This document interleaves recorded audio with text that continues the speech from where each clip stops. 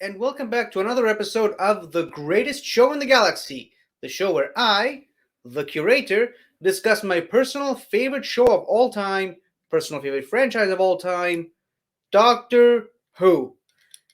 And yes, you may notice that today's episode, I should say, airs on a completely different day than it normally does. There is a reason for that. And no, we are not moving the show back to Wednesdays. The show's still going to be a mainly Monday show. It's just I've already pre-recorded the episode that was supposed to go out on Monday, as I usually do. I always pre-record these several days ahead of time, and then we premiere them all on the predetermined time and date. However, due to a glitch in StreamYard, the entire episode got deleted, and we can no longer find it. And after I spend a considerable amount of time crying about it, internally, that is, I decided that the best thing to do would simply be to re-record it again and try to live up uh, to the level that it was when I originally recorded it. I mean, obviously, I haven't really watched the episode. I haven't even watched it just to make sure that everything was fine, which I usually tend to do. But in my opinion, it ended up being really good, all things considered. It wasn't the best or anything, but it ended up being really good in my opinion. And it's a shame that it got deleted. And me and Soda are now working to find ways of preventing this from ever happening again. So I apologize to all of you if any of you were expecting to see an episode on Monday. And I apologize if this episode will most likely be a bit of a downgrade from what it could have been, rather what it was when I originally pre-recorded the original episode. At first, I honestly, to be honest, I was considering just skipping this week and then having next week's episode be a half and half of what the episode was meant to be and what the next episode was going to be. But in the end, I figured the best thing to do would just be to re-record the entire episode and release it later today. So I hope you appreciate that. I take these episodes really, really seriously, and it really is frustrating when these things happen. But much like the Doctor, I moved on. Now, before we actually get down to the main topic of today's episode, or rather 2 days ago's episode, we have the usual birthday corner. I'm starting to think I might need a graphic for that for whenever we start each episode. But on the previous week, yes, I'm still sitting on those original ones because had to go up on Monday. So the previous week was the birthday of two major ladies in the Doctor Who universe. Firstly, on April the 27th was the 36th birthday of Miss Jenna Coleman. Also, obviously, she, as seen in this picture, she played the character of Oswin Oswald in Asylum of the Daleks, alongside, well, not really alongside, but appearing in an episode that happened to feature the 11th Doctor, Amy and Rory. She then returned in the Christmas special of that very same year as the character Clara Oswin Oswald, before appearing fully in the following episode, The Bells of St. John, as the official companion of the 11th Doctor, Clara Oswald. She continued to play the character long into the Capaldi era. She played the character for 2 whole seasons in the Capaldi era of Doctor Who, as well as making her final appearance alongside Peter Capaldi in his final episode, Twice Upon a Time. So happy birthday to Jenna. 2 days after her birthday was the birthday of another big and important woman in Doctor Who, the one, the only, Miss Jo Martin, also known as the Fugitive Doctor. She was recently introduced in the series 12 episode, Fugitive of the Jadoon, alongside Jodie Whittaker as the 13th Doctor. She came back later in the finale episode of that very same season, The Timeless Children, and she also reappeared again in the most recent series, The Flux, Doctor Who Flux, in the episode Once Upon a Time. And also last week, coincidentally enough, it was revealed that Jo Martin will be starring in her own standalone Big Finish show featuring the Fugitive Doctor. And also in that very same announcement, I should say, it was also announced that Sacha Dhawan will also be appearing in his own standalone series as the Master. So, yeah, we can kind of start to see the end of an era, as they say, the end of the Jodie Whittaker era, the end of the Chris Chibnall era, the end of the 13th Doctor era, if certain characters from that particular era are already finding their way into Big Finish. I'd say it's, I mean, normally I would say it's only a matter of time before Jodie Whittaker joins the party, the Big Finish party, I should say, alongside most of the other Doctors on Big Finish, but as people who follow Big Finish religiously, like myself, would know, Matt Smith hasn't done that yet, and Peter Capaldi hasn't done that yet. So, however, Jodie Whittaker has begun starring, or rather co-starring, in a standalone audio series not produced by Big Finish, rather by the BBC Radio, I believe. So there's hope for that. Hopefully, we'll get to see some adventures, maybe featuring the Fugitive Doctor and Jodie Whittaker and the 13th Doctor together, because I honestly really love their dynamic together on screen. So, to the lovely Miss Jenna Coleman and the wonderfully talented Jo Martin, happy birthday to the both of you. We quite literally could not do this without you. Now, on to the main topic of today's episode. Before it got deleted, the main topic of the episode was, as you probably guessed from the title and the thumbnail, the Sea Devils. Speaking of the 13th Doctor, her penultimate episode, or the most recent episode of Doctor Who that has come out, was titled Legend of the Sea Devils, an episode that brought back a classic era villain, which surprisingly enough despite having such huge lore and material in the Doctor Who universe, was very sparse in its appearances, at least as far as the television show goes. This, believe it or not, is actually their third appearance on the actual show. They first appeared in 1972's The Sea Devils. That was the name of the episode. And then they reappeared alongside their long-distance cousins, the Silurians, in the fifth Doctor episode, Warriors of the Deep, in 1983. And this was their first appearance. So, interestingly enough, they appeared in relatively decade-ish separation from 1972, 1983, and 2022. So, that's a bit of a weird coincidence there. In any case, this episode will mostly be mainly centered around their first appearance all the way back in 1972, in 1972's The Sea Devils, an episode I really, really enjoyed, but I haven't seen it in quite some time. So, in order to prepare for this episode, I went back and rewatched the entire episode. It is a 6-part serial that I really enjoyed diving back into, no pun intended. But here's the problem, because, and I say this again, I've already pre-recorded all of this, and the episode got deleted. And all I have to say for that is, well, yeah, so I rewatched the entire episode in order to give a proper, honest breakdown of the entire episode, which I've already done. However, it's like I said, it's been a couple of days since I've done that, so I might have forgotten a few of the important details. However, as I've already stressed in the pre-recorded episode that you'll never get to see, I am aware of this. I am not necessarily the best storyteller.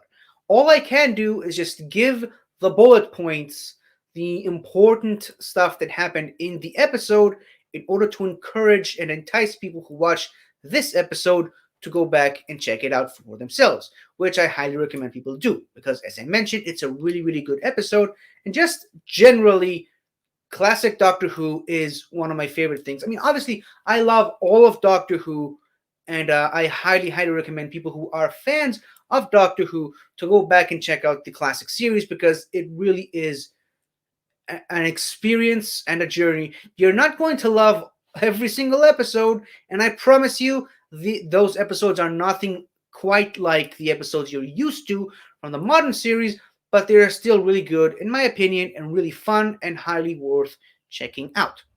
So, going back to the main topic of today's episode, this episode features the third Doctor, Jon Pertwee, alongside his companion, Josephine Jo Grant, played by Katy Manning, as well as the Master, played by the ultimate Master, in my opinion, Roger Delgado. And this episode is not only a really good Doctor Who story, it is, in my opinion, a really good Jo story, Jo Grant, that is, and a really, really good Master story, in addition to being a really good Sea Devils Monster of the Week type story. So let's get down to the actual breakdown itself. I'm going to be using these images and overlays to sort of help tell the story, but obviously, for obvious reasons, I couldn't quite get images from every single moment of the entire episode. Like I said, it's a 6-part serial, so I'll be using sporadic different images to help convey what is happening in the story as I tell it. Now, the episode itself begins on a lost ship out at sea calling for help, calling for mayday from the mainland, and right before they are able to give their exact coordinates and what exactly is going wrong with the ship, a mysterious hand shows up, rips the microphone apart, making the sailors unable to convey their full message, and the entire ship goes down as a result.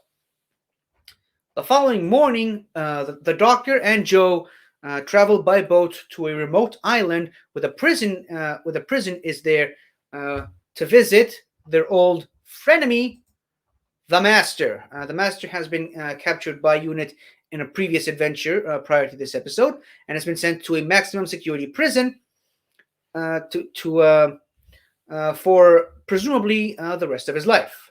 Little do the humans know how long that may be. The Doctor initially shows concern for the Master, who apparently seems to have gained some weight during his time in prison, but he also shows some concern towards the prison warden, Mr. Trenchard, the only character I can remember the name of from that episode at the moment.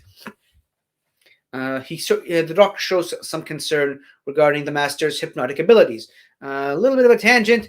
Back in the classic era of the show, and in some of the Big Finish appearances, the Master could quite literally hypnotize people to do his bidding. All he needed to do was just look them straight in the eye and say, "I am the Master, and you will obey me." That is a trait that apparently modern Doctor Who seems to have abandoned for some reason.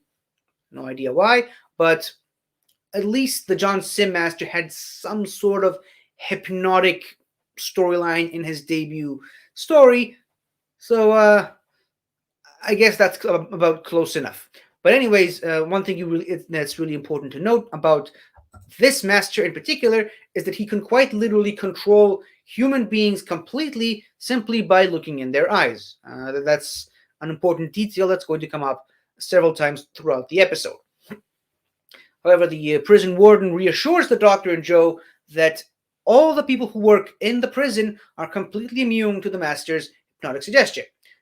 He demonstrates this by sending one of his random guards into the Master's cell to show a sort of a demonstration of that particular soldier's resistance to the Master's hypnotic powers, which the Doctor seems to believe.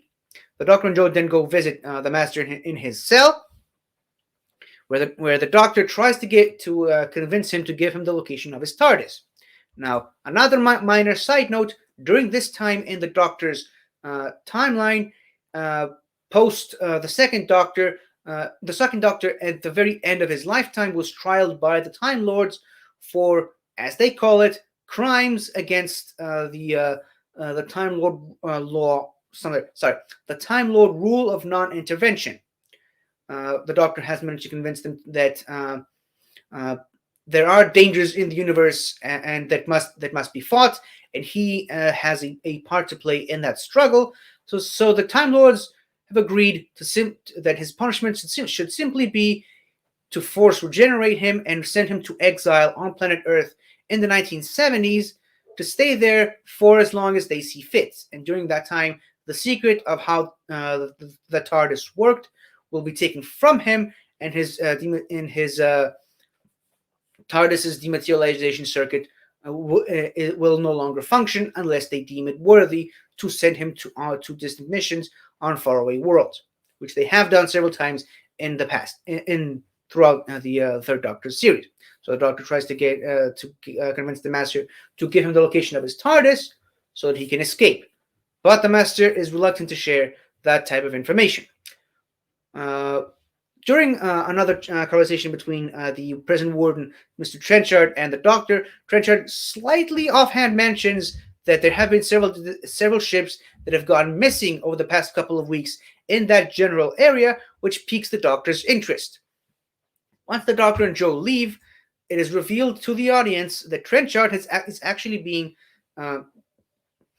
cooperating with the Master the entire time, and this entire visit was only just a facade, a play that him and the Master put on, a show that him and the Master have put to convince the Doctor that the Master is completely harmless and not a threat to anyone. However, secretly, the Master, not hypnotically, but somehow found a way to convince Trenchard that helping him will be worth his while. At this point in the story, we still don't quite know how he's done that, but more on that later. The Master requests to have a television set placed in his room where he's watching this weird stop-motion claymation show, which I find is pretty funny, and I think the only reason I put it on here is because the John Sim Master sort of makes a reference to this by watching the Teletubbies during his main story, The Sound of Drums. So I decided to include this here just to show a little bit of a continuity between the classic era Master and the modern era Master. In any case, the Doctor and Jo then travel to a nearby naval office where they encounter a naval officer, which is initially reluctant to help them, and he also chooses to not. Sorry, again, this is where my mind is starting to wander a little bit because, like I said, I watched this episode a couple of days ago, so some details are a little bit jumbled. But the naval officer doesn't really believe in the common superstition about disappearing ships in the area. He just thinks that disappearing ships is a regular thing because it has been happening for hundreds of years, especially in that particular area. The Doctor does manage to convince him to allow him to gain access to a small boat to go to a tiny island right in the center of all the missing ships' disappearances in the last couple of weeks, which the Master and Trenchard at the same time almost deduce is potentially the main focal point of the disappearances. Upon reaching the area, which is a remote island that's been converted into a military listening station manned by two crewmen, one of which goes missing for a couple of minutes during the episode, the Doctor and Jo begin to explore the island a little bit. I apologize. Eventually encountering the crew member that went exploring the base, and they find him to be completely dead. Unaware of what is the cause of the murder, Joe looks to the side off camera, where she notices a dark, mysterious figure walking towards them. And that was the end of part one of the six-part serial. Episode two of this six-part serial begins pretty much the exact same time and place, except this time it's being revealed that the dark, mysterious figure walking towards them was actually the other crew member searching for whoever attacked his friend and presumably killed him. He then collapses to the floor in a state of shock, spouting out some weird random nonsense about a sea devil walking among them. The doctor asks Joe to look after the poor man as they search for some medicines in the first aid kit in the area, and the doctor then goes to explore the rest of the base, trying to find and locate whatever it is that has attacked the other crew member and left this one in disarray. It is then when he encounters a sea devil. This is, again, it's not a picture from the actual location, but like I said, the selection of images that I've had has been limited. So just try to imagine that it's inside the base itself. The doctor initially tries to approach the creature, telling it that he means him no harm and that he actually comes in peace. However, the creature does not believe him, so he pulls out a gun. Hold on, I have another picture of that. Again, not from the same location, but just he pulls out a gun and tries to shoot the doctor. He then chases the doctor back to the room where he left Joe and the disgruntled crew member earlier. He tries to barricade the door and then finds some way of scaring off the creature, repelling him back into the sea. Unfortunately for the doctor and Joe, they also notice that the boat that they took to get there has been destroyed, presumably by the same creature.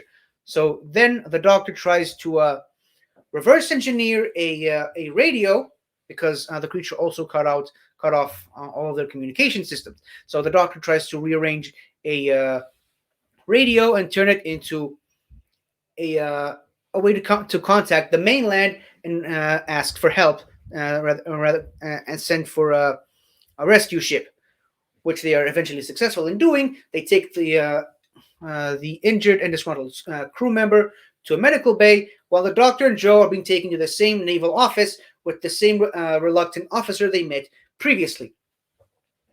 While the doctor tries his best to try to convince the naval officer that this supposed sea devil that the crew member was talking about earlier is in fact real and that he actually encountered him, Joe looks out the window, where who else does she see other than the Master? Again, this is where my skills at storytelling are kind of floundery at best. During the majority of that time, while the doctor and Joe spent on the island, Trenchard, who is, as I mentioned, working with the Master, found a way to sneak the Master off out of the prison and into the naval office to presumably have a friendly chat with the naval officer that the doctor was having a conversation with. During that time, while he was keeping the naval officer busy, the Master, disguised as a naval officer himself, wandered around in the base itself, finding his way eventually to an electronics warehouse, or rather storage unit, and began stealing several objects from the place itself. A officer from the base finds the Master doing these dark deeds and tries to ask him what he's doing. The Master tries his hypnotic abilities on him, but apparently being trapped in a prison for as long as he has sort of dwindled his abilities to hypnotize people. Or maybe he just found a particularly tough customer. It's quite unclear what was the case there. Realizing that hypnotizing the person won't work, the Master simply knocks him out and takes the electronic devices that he stole from the base with him and quickly leaves back to the car that Trenchard brought him with. Assuming that he's kept the naval officer busy long enough, Trenchard quickly takes his leave, right when Joe notices that the Master has been walking around the base, disguised as a naval officer. The naval officer, which you'll have to forgive me, I can't remember his name at the moment, but the naval officer is reluctant to believe Joe that she saw a potentially dangerous man who was meant to be in prison walking around like a free man. But when news of a unconscious officer in the electronics storage warehouse reaches his ear, he's more like sorry he starts to believe Joe's story.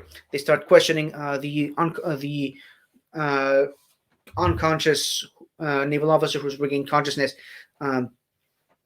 Questions about the person who was stealing uh, the electronic devices, and the description that he gave them bears a striking resemblance to the master, obviously. So then the Doctor and Joe quickly go back to the prison where Trenchard tries to bluff them, saying that the master has been in his cell the entire time. The Doctor then demands that Trenchard takes him to see the master in his cell. During which time the Doctor quickly tells Joe to leave the prison and go and try to find a way to contact UNIT to bring them back to the prison so that they can try to find a better way of containing the master. Meanwhile, while Joe tries to leave the prison, the Doctor then goes to confront his longtime frenemy, who initially tries to clue the Doctor in on what he's doing, but as soon as the Doctor's back is turned, the Master attacks the Doctor, who quickly draws out a sword, and then the Doctor and the Master engage in a classic sword fight, during which the Doctor beats the Master twice. But however, as soon as the Doctor has his back turned towards the Master quickly draws out a small dagger that was concealed within his sleeve and throws it at the Doctor, who is currently having his back turned. And that was the end of episode 2 of the 6-part serial. Episode 3 begins with Trenchard immediately entering the room just as the Master threw the dagger, who just narrowly missed the Doctor's face by a couple of inches. And then the Master, who no longer has neither dagger or any of the sword that they just used to engage in a sword fight, the Master quickly claims that the Doctor attacked him while no one else was in the cell. Trenchard quickly calls in a guard to put the Doctor in handcuffs and leave the Doctor in the Master's cell, leaving the two Time Lords alone to discuss whatever the Master has been planning the entire time. During this time, the Master reveals to the Doctor that he has no plans whatsoever to work alongside Trenchard, and that Trenchard is simply a means to an end. The Master's true purpose is to make contact with these supposed sea devils, who are longtime relatives of the Silurians, simply a different branch of the species. The Silurians is a species that the Doctor's already met once before in his first season, as the third Doctor, I should say. The Doctor wonders what the Master is planning to do with these. We'll call them sea devils for now, because that's the fandom name for them. And the Master reveals to him that his plan all along was to help revive all of the dormant sea devils who still have been asleep for millions of years, so that he can help them overthrow humanity and take their rightful place as the rulers of planet Earth, like they were millions of years ago before they all went into deep hibernation.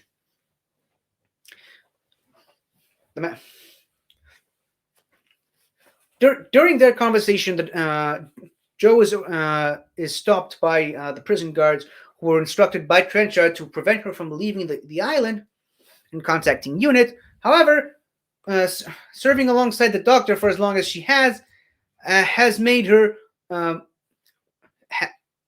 has proven that she's way tougher than she looks. She very easily overpowers the two guards who tried to stop her, and quickly made a run for it, leaving the guards chasing her in their tracks. However, thankfully, she's much faster than them, so she manages to give them the slip. In the meantime, I believe Franklin is the name of the naval officer, but we'll just call him the naval officer because, again, don't remember his name at the moment. I apologize for that. My bad. But the naval officer asks his secretary to check in on the doctor and Joe, which she then reveals to him that, according to Trenchard at least, they took a taxi back to London. The secretary, the naval officer initially dismisses that, but the secretary points out that they did took a naval jeep to reach from the naval base to the prison, which they still need to bring the jeep back. So why would they take a taxi, fully knowing that they could that they needed to bring the jeep back originally, so that they could ask for a boat to take them back to the mainland. After again, now in the episode, the secretary does a much better job explaining this than I do, but that's beside the point. She manages to convince the naval officer that something might be fishy, no pun intended, regarding the naval prison. So he then goes to check on his good old friend Trenchard and tries to ask him questions regarding the doctor, Joe, and more importantly, the master. During which time the master stays hidden in Trenchard's room, trying to assess the situation, while Trenchard tries to bluff his good friend, leaving the doctor alone in his room with a guard standing outside, which gives Joe the opportunity to pantomime-ishly converse with the doctor through the window, and through that way, they manage to devise a cunning plan to overpower the guard standing at the doctor's door, so that Joe can quickly slip back in and free the doctor so that they can both escape. It all makes much more sense in the episode, and I apologize if I'm a little bit disconjointed, but that's really the limit to my storytelling abilities at the moment. Upon escaping the prison, the master and Trenchard quickly walk back into the master's cell, realizing that the doctor is now gone, so that they alert the entire prison guards, or rather all the prison guards, once the naval officer is back in his office, obviously, and then they quickly go and chase the doctor and Joe all the way to a beachfront. The master, of course, brings the device that he's been working on the entire episode, the device that he was seen working on alongside Trenchard earlier in the first and second episode, and the device that he stole the electronic equipment in order to make work. The master then turns on this device, which seems to call on a sea devil from out of the sea. At this point, the doctor and Joe are cornered from all four sides. On the one side, the sea devil is now coming out from the open sea. On the other side, on the opposite side is the cliff side where Trenchard and the master are standing by. On their left, there's a squad of the prison guards with guns pointing at them, and on their right is a minefield that essentially leaves the two of them trapped. And that was the end of episode 3. Now, in episode 4, the doctor and Joe realize that their only option is to go through the minefield in order to try and avoid both the sea devil and the prison guards. The doctor then pulls out his iconic sonic screwdriver, which can now work as a mine detector, because again, this is still pretty early in the Doctor Who timeline, and this is around the same time where they introduced the idea that the sonic screwdriver can basically do anything other than just open and close doors and screwing and unscrewing screws. So the sonic screwdriver is a mine detector now. So they use the sonic screwdriver to navigate safely through the minefield, and once they make it at least halfway through it, the Sea Devil is very close behind them. The Doctor then uses his sonic screwdriver to activate some of the mines around the Sea Devil, not to harm him or blow him up, but simply to scare him and force him back into the water, allowing the Doctor and Joe to make a full escape. The Doctor and Joe make it back to the naval office, while the Master and Trenchard go back to the prison and try to install some improvements to the Master's device, to help it work properly. The Master's main goal was to have his device completely control the Sea Devil, which he's been unsuccessful in doing, since the Sea Devil did not attack the Doctor and Joe right away. Back on the naval base, the Doctor, meanwhile, I should say, the naval officer managed to commission a submarine to go after the remains of the missing ships, try and find out some semblance of what's really been going on in this entire place. And I believe throughout the majority of the episode, it's been revealed that the submarine crew ran into more trouble than they could have afford, and the entire submarine was dragged all the way down to the bottom of the sea floor and completely lost contact with the mainland. Also, they've been invaded by a Sea Devil who took the entire crew hostage. Upon reaching back into the naval office, the Doctor manages to convince the progressively more and more believing naval officer that the best way for this whole matter to be settled is to allow the Doctor to make full contact with these creatures. So the naval officer then reluctantly agrees to have the Doctor make full contact with them by taking the Doctor and Joe to a large naval ship and put the Doctor in a airtight sealed capsule and drop him all the way down to the bottom of the sea to try and find one of the creatures. After the Doctor quickly makes contact with one of them, they lose all communications, both audio and visual communications, with the Doctor in the sealed capsule. They then quickly reel the Doctor back up to the ship itself. They open the capsule to reveal that the Doctor is missing. And that was the end of episode 4. I apologize if I'm a bit running fast, sprinting through these episodes. It's just some of these episodes, there's more content that you actually need to see, as opposed to having to me telling you that. That's why some of these, I spend more time on some of these than others. And that was episode 4. Episode 5 begins essentially back on the naval officer's office. And sorry, not sorry, I don't have a picture of that, but there's this really sexist, chauvinist politician character that's really an outdated stereotype at this point. But he shows up and starts pulling his weight around and using his authority over the female secretary and the other communications guy at the office to try and sort of use his authority to order a full military assault on these creatures. Apparently, he's the only one that seems to believe these creatures exist without the Doctor having to convince him. So, his first initial response is to simply to blow them up, which is pretty much the exact same thing that the Brigadier did a couple of seasons ago.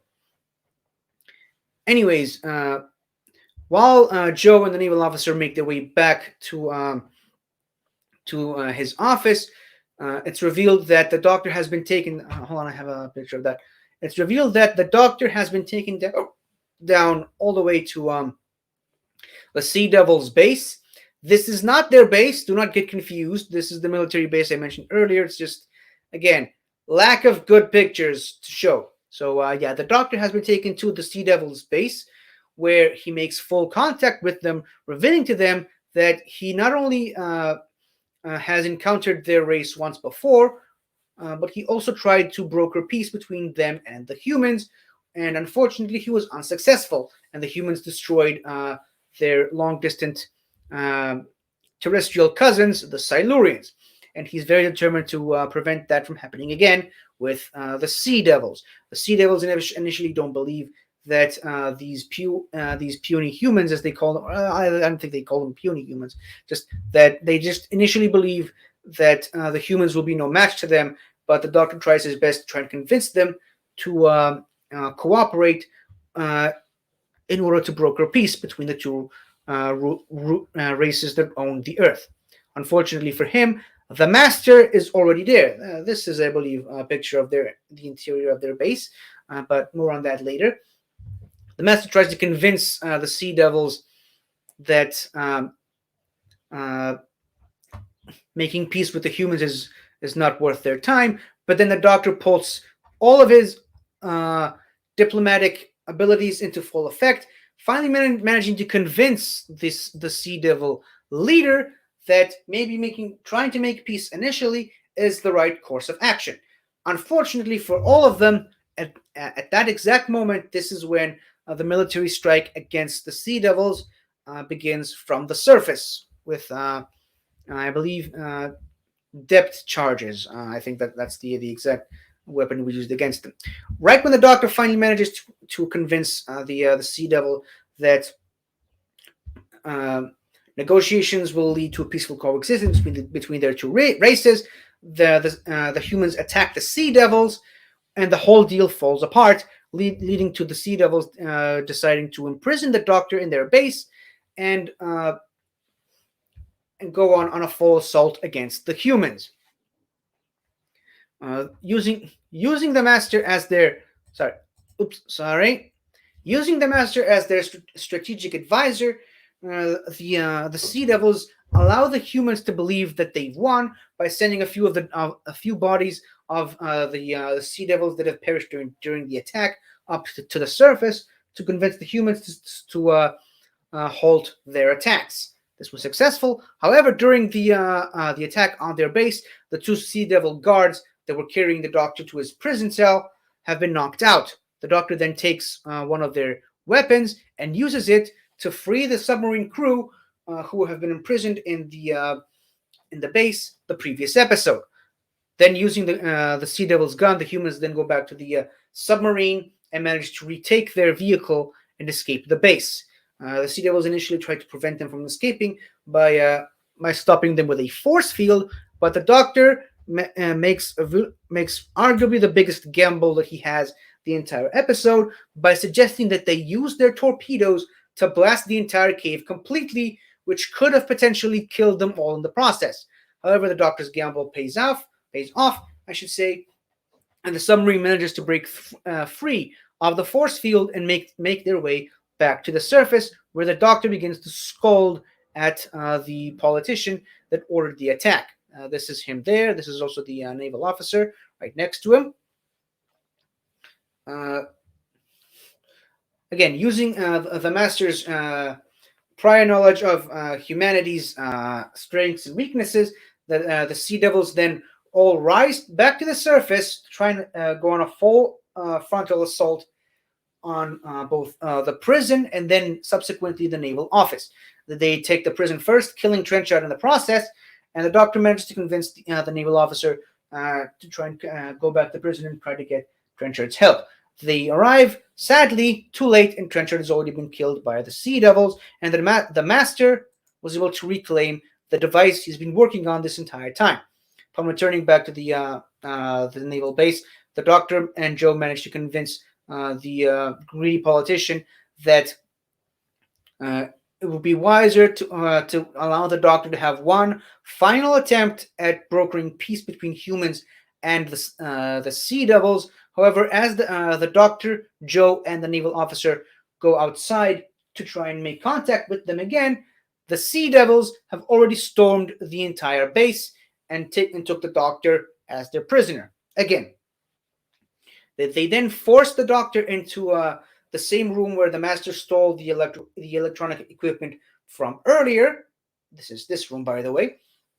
And then they forced the Doctor to help the Master finish his device because, as the Master himself puts it, there are a few things that even he is sorely lacking in, but the Doctor is more or less a genius on.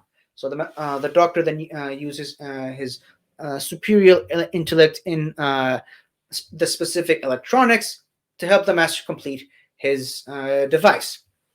During which time, the naval officer and Jo managed to conceive a plan in which Jo can use the ventilation shaft to escape from inside his office, which they are being locked up in, and make contact with the Doctor. Uh, Once the Master and a Sea Devil who's standing guard on the Doctor are being distracted, the Doctor and Joe once again are able to communicate through an open window and devise a plan to help the naval soldiers reclaim their base. Sorry, I apologize. I should have mentioned that when the Doctor was captured by the Sea Devils, that was the end of episode 5, and now we're in episode 6. Yeah, I kind of forgot about that part. Again, I already pre-recorded this whole thing, so I kind of keep losing my place here and there. In any case, after managing to devise a plan, the Doctor then tempers with the device a little bit without the Master and the Sea Devils knowing. Joe goes back to the naval office, and she manages to free the officer, and they both manage to escape the Sea Devils and come back with a much larger force of soldiers that are able to fight off the Sea Devils and take back their base. However, unfortunately, the Master escapes in the crossfire. The Doctor then chases him to a couple of speedboats, which then leads into a speedboat chase along the waterfront, all the way back to the same base where the Doctor and Joe were cornered by the Sea Devil back in episode 1 and 2, I should say. But upon reaching the shore of that secluded island, the Master reveals to the Doctor that this was all just a ploy to get him all the way over there, because a squad of Sea Devils were already standing there waiting for the both of them. They then take both the Master and the Doctor all the way back down to their base, where they are being forced to finally finish the device that would revive all the Sea Devils trapped in hibernation all around the world to help them in their war against humanity. But once again, as I mentioned, the Doctor tampered with the device a little bit. So as soon as they activated the device, the Sea Devils immediately turn on the Doctor and the Master, imprisoning both of them in one of their cells, claiming that their usefulness has now come to an end. However, once the two Time Lords are being locked up in a cell, the Doctor then reveals to the Master that, and saying his iconic line, he has reversed the polarity of the neutron flow, resulting in the device not reviving all of the Sea Devils in hibernation around the world, but rather he actually set the device to self-destruct and to take the entire base along with it. The two Time Lords then devise a plan to escape the cell and find some diving suits that have been left there earlier by the submarine crew who was trapped in the cell previously. And then just as the device explodes and take the entire base with the Sea Devils along with it, the Doctor and the Master float all the way back to the surface, where they're being picked up by a scout boat that was commissioned by the naval officer previously in that very same episode to search for them before they go for a full nuclear assault on the Sea Devils. Upon boarding the boat, the Master collapses, claiming that he has had a heart attack from all the excitement that's been going on. But at that moment, all the Doctor really cares about was reaching back to the shore and convincing the naval officer and the politician to call off their assault, claiming that he's already done their job for him by destroying the Sea Devils' base so that they don't have to use nuclear weapons and potentially damage the entire planet. Unfortunately, however, while the Doctor was able to prevent that from happening, immediately after that, two soldiers appear behind them, carrying the Master unconscious on a stretcher, claiming that he's dead, and that the Doctor on the ship called his death. The real Doctor, this Doctor to be specific, quickly wonders which Doctor was on the ship because he doesn't remember anyone being there. But upon a closer examination, discovers that this was all just a face mask. Not specifically this one. This is from a completely different episode, but it helps get the point across.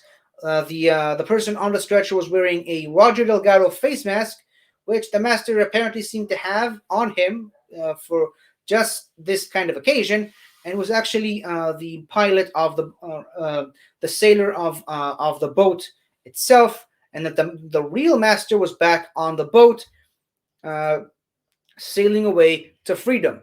And at that moment, the doctor could only just stare into the distance, looking at the departing boat, and ponder what would be the next time that him and the master will eventually meet. But that is a story for another time. So yeah, this is basically the entire story of 1972's The Sea Devils, pretty much start to finish. Again, I kind of skipped some of the not so important details, and my storytelling abilities weren't really the best. But I like I said earlier in the beginning of this episode, I tried my best to give you the bullet points, all the important points of progression in every one of the 6 episodes, to hopefully convince you to check out the episode itself. I believe all of Classic Who is available on BritBox. If not, you can find these on various DVD and Blu-ray releases that the show rather the BBC continues to release even to this day. There's all kinds of special bonus features and whatnot. But yeah, I highly recommend checking out Classic Who for yourselves, because trust me, it really is more than worth your time.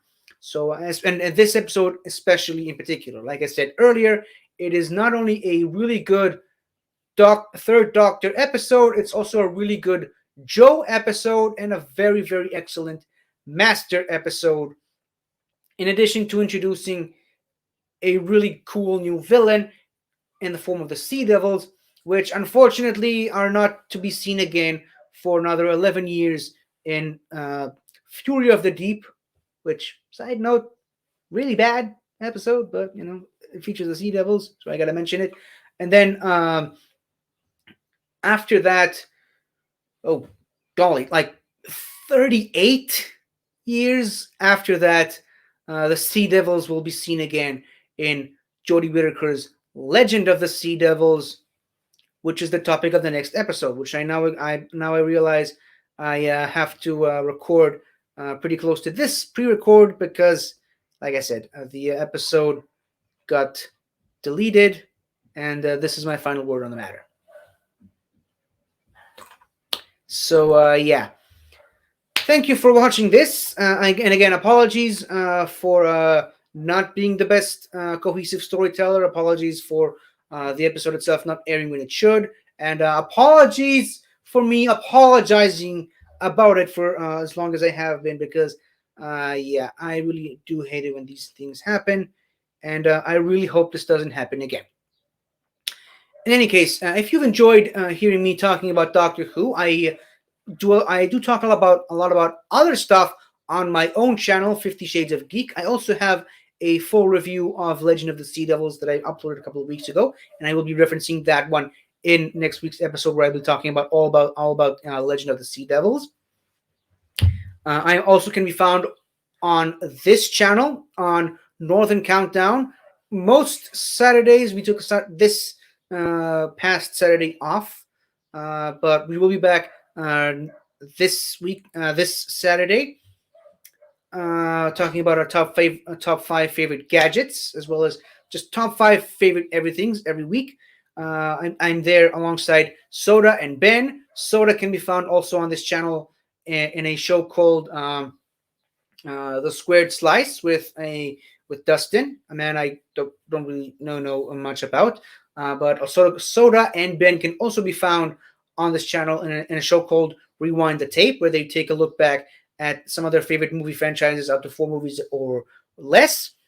There's also Have You Seen This with Daniel and Snark, and sometimes Dave, where they talk about what I like to call lesser television, because it's not Doctor Who. But yeah, occasionally there's Schmodown Analytics with Double D, and okay, and at some point, maybe in the future, Ryan Payne will bring back the show um, Mount Schmodown to this channel. You can also check out our other friends on other channels. Obviously, Ben has his own channel, The Multiverse of Geekdom, where they talk about all kinds of stuff. There's Unwind with Ben. There's Jedi Academy, where they only talk about Star Wars stuff. He does trailer reactions on his channel. He has debuted a new show called The Weekly Geek or something like that, The Weekly Geekdom, where they talk about all news in the sort of geek type sphere. There's also our good friend Taco, who I believe hosted Soda on his Soda and Ryan on his show recently. Let's talk about Star Wars over on his channel. Something to talk about. And finally, before my voice completely gives out on me, you can also check out our good friend Jess the Kiwi on her channel, Kiwi Jess, where she constantly descends into madness. I believe that's the name of her main shows. In any case, I need to give my voice a rest before I have to pre-record the next episode of this show. Hopefully that one doesn't craps out on us. So until that happens, thank you. Thank you all for watching. And until the next time, reverse the polarity.